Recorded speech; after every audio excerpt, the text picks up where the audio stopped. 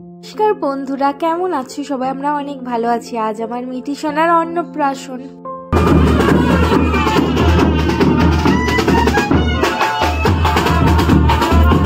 এই দেখো, মিঠি সোনা এখন ষষ্ঠী তলায় যাবার জন্য রেডি হচ্ছে। তার আগে মেজদিভাই মিঠি সোনাকে কিছু খাইয়ে দিচ্ছে। এদিকে আমাদের একটু ফটোশুট চলছে। মেয়ে বলছে, মা আমার 4-5টা ছবি তুলে দাও, যতগুলো পারো আমার ছবি তুলে দাও। তো আমি ওর ছবি একটু তোলার চেষ্টা করছিলাম।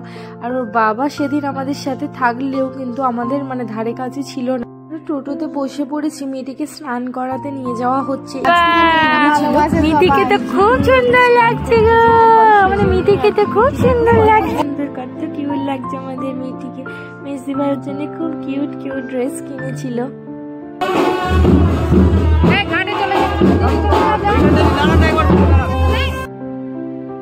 মিঠি সোনাকে এখন দিঘিতে নিয়ে যাওয়া হচ্ছে স্নান করানোর জন্য।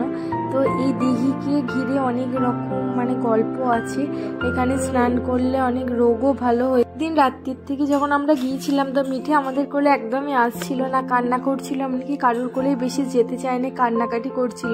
তো আমরা ভেবেছিলাম হয়তো অন্নপ্রাশনে ও খুব কান্নাকাটি করবে আর কি, কিন্তু একদমই নয়। মিঠি খুব সুন্দর সুন্দর পোজ দিয়েছে, যেখানে যতটুকু দেওয়ার দরকার ততটুকুই দিয়েছে।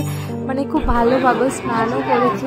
আর এই দিঘিকে ঘিরে একটা খুব বড় মেলা হয়, বেশ কয়েকদিন ধরে মেলা চলে। এদিকে মামারও খাওয়ানোর সময় হয়ে গিয়েছিল ভাগ্নিকে। মিঠি কিন্তু একদম রাজকন্যার বেশে সাজিয়ে দিয়ে ওকে বসিয়ে দেওয়া হয়েছিল। আর ও খুব তাড়াতাড়ি যেন বসতেও শিখে গেছে। এই যে এখন মামার বাড়ির হারটা পরিয়ে দিচ্ছে। তারপর চুল না থাকলেও ওর মা ওকে বেশ সুন্দর করে দেখো টিকলিটাও পরিয়ে দিয়েছে। মিঠিকে কিন্তু কত সুন্দর লাগছে। তো এত সুন্দর সাজানোর সবকিছু পরিকল্পনা ছিল আমার মেজো ননদের, মেজো ননদের মেয়েরই আজকে অন্নপ্রাশনটা ছিল। এই দেখো, মামার জন্য কত কিছু খাবার রেডি হয়ে গেছে আজকে, যেহেতু মিঠি সোনা প্রথম ভাত খাবে। আর মামার কিন্তু এই অনুষ্ঠানটা আসার জন্য ভাগ্নি জন্মের আগে থেকে প্ল্যানিং চলছে। তো জন্মাবার সময় আগে জিজ্ঞাসা করেছে, বল তোদের কবে অন্নপ্রাশন হবে, এতটাই এক্সাইটেড ছিল। আর যাবার দিনও কিন্তু যে খাওয়ানো হবে সেটার কথা ছিল না, কারণ ওর চলে যাওয়ার কথা ছিল। যা হোক করে অনেক কষ্টে ওকে ছুটি বাড়ানো হয়েছিল শুধুমাত্র ভাগ্নিকে ভাত খাওয়ানোর জন্য। আসলে এটা ভাগ্নির মামার হাত থেকে খাওয়া আছে, এই জন্যই হয়েছে।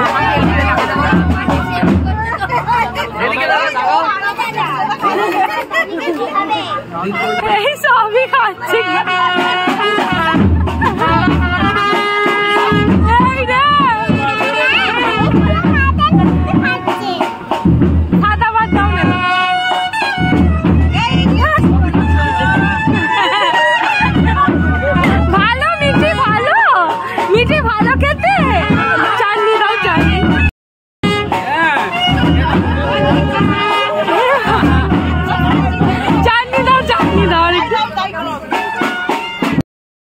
মিঠি সোনা যে এত সুন্দরভাবে খাবে আমরা সত্যিই কেউ ভাবিনি। আর ভেবেছিলাম হয়তো কান্না করবে।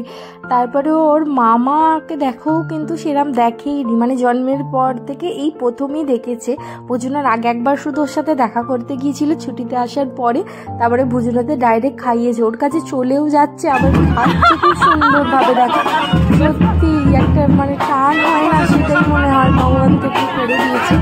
ফটো তোলার জন্য সবাই আবার একটু একটু করে খাইয়ে দিচ্ছিল। এটা আমার শ্বশুর মশাই মিঠি সোনার দাদু হয়, তো দাদু সবাই খাইয়ে দিচ্ছিল, আমরাও কিছু খাইয়ে দিয়েছিলাম ওকে। এদিকে আমার মেয়ে দেখো সমানে উঠে ওখানে বসে আছে, ফুল দিচ্ছে, কত রকম কত কিছু করছে। এখানে একটু একটু করে সবাই খাইয়ে দিচ্ছিল, মাসি টাসি দিয়ে একটু ফটো তোলানো দাদা মিঠি সোনাকে খাইয়ে দিচ্ছিল, আমাদের ভাগনা বাবু। তারপরে একটু মাসিরা সবাই মিলে খাইয়ে দিয়েছিল মিঠি সোনাকে। আর ফটো তোলা হচ্ছিল, এখন তো ফটো তোলার চল হয়েছে, সেই জন্য। এখানে দেখো আমি খেতে বসে গেছি, আমার খেতে বসার ভিডিও নেই, স্টিল বাবা আমাদের মেয়ে এখন নাচ হচ্ছে দেখে গান করে যেমন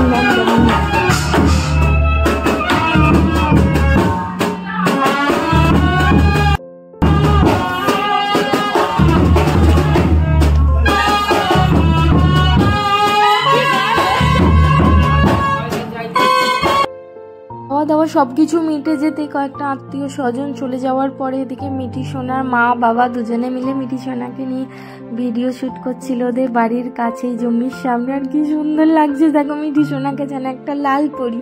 এই ড্রেসটা আমরাই দিয়েছিলাম মিঠি সোনাকে। আরও হাঁটতে গিয়ে যেন হাতটা ঘুরে গিয়েছিল, ওর বাবা কোলে করে নিয়েছিল। কি সুন্দর লাগছে না? তো সব কিছু মানে খুব সুন্দরভাবেই সব কিছু হয়েছিল পরিকল্পনা মতো। তারপর এখন হচ্ছে মিঠি সোনার কেক কাটিংয়ের টাইম। 6 মান্থের কেক কাটবে। এখন তো অন্নপ্রাশনে হয়েছে কেক কাটা। তো মিঠি সোনারও শখ ছিল ওর মায়ের যে কেক কাটবে। আর এই কেকটা দাদা অর্ডার দিয়ে এনেছিল। কেকটা আবার শেষে আমি সবাইকে সার্ভ করে দিয়েছিলাম জানো।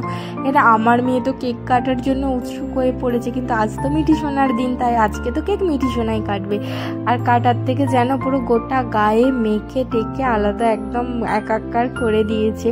তো খুব সুন্দরভাবেই সব কিছু হয়েছিল। এই যে জেঠুমা মিঠু সোনার দিদা, তো ওকে নিয়ে দাঁড়িয়ে আছে, ফটো তুলছে। সবাই বেশ ফটো তুলছিল, এখানেও অনেক সবাই মিলে ফটো তোলা হচ্ছিল। এগুলোর পিসিমণি পিসেমশাই এটা ছিল, মেসোমশাইও ছিল, সবাই ছিল।